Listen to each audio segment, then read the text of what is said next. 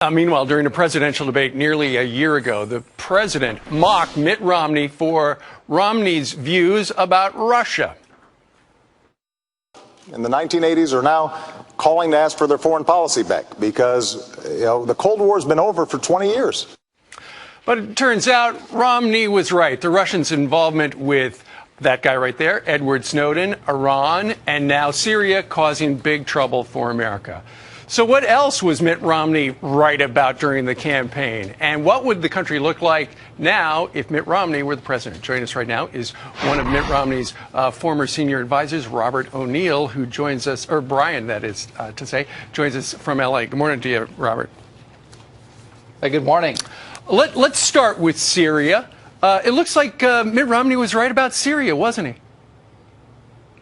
Well, it's a little ironic now that Joe Biden was running around the campaign trail saying that Mitt Romney was going to get us in a war with Syria. So it's it's a little funny looking back on that now, a little sad as well. Early on in the crisis, when the Obama administration was casting Assad as a reformer and saying that we could do business with him and sending our ambassador back to Syria, right, to Damascus to give him credibility, the governor called for Ambassador Ford to be recalled. And again, the mainstream media and the Obama team took a very different view, and now America's paying the price. Absolutely. Meanwhile, something else, when Governor Romney said that Russia is America's biggest geopolitical foe, and he was lambasted by everybody, but he was right, wasn't he? You see the Russians sending warships to the Mediterranean, vetoing resolutions in the UN Security Council, not just on Syria, but on Iran, the Edward Snowden asylum. The governor was spot on. The problem that we had is that the governor ran on serious policy proposals. The Obama team ran on slogans. The slogans turned out to be trite, but they were helpful politically at the time.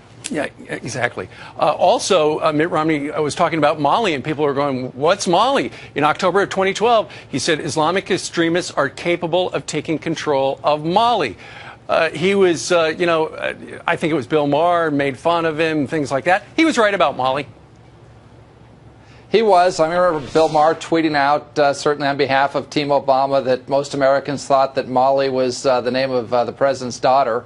And that got a lot of play. People thought it was very funny. A few months later, the French, along with the Canadians transporting him, were up in Mali rescuing the country from Al-Qaeda. And when the governor sounded that alarm, no response from other than mocking and slogans from the left.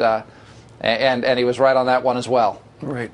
And finally, when it came to Detroit, Romney was right about Detroit. He said managed bankruptcy is more beneficial than a bailout. And now, of course, Detroit, the city, is bankrupt.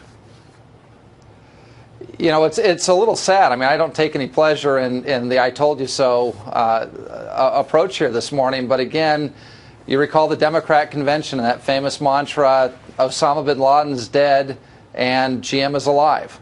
Well, Detroit is now bankrupt. It's getting no help from the White House or from Washington. It's in a terrible state.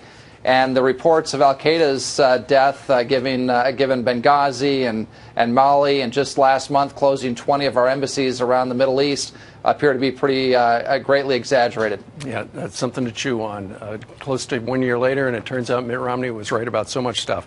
But Robert O'Brien, you knew that. That's why you were squarely in his corner, and we thank you very much for getting up so early on this Monday morning to talk about it. Thanks for having me. Have a great day. You as well.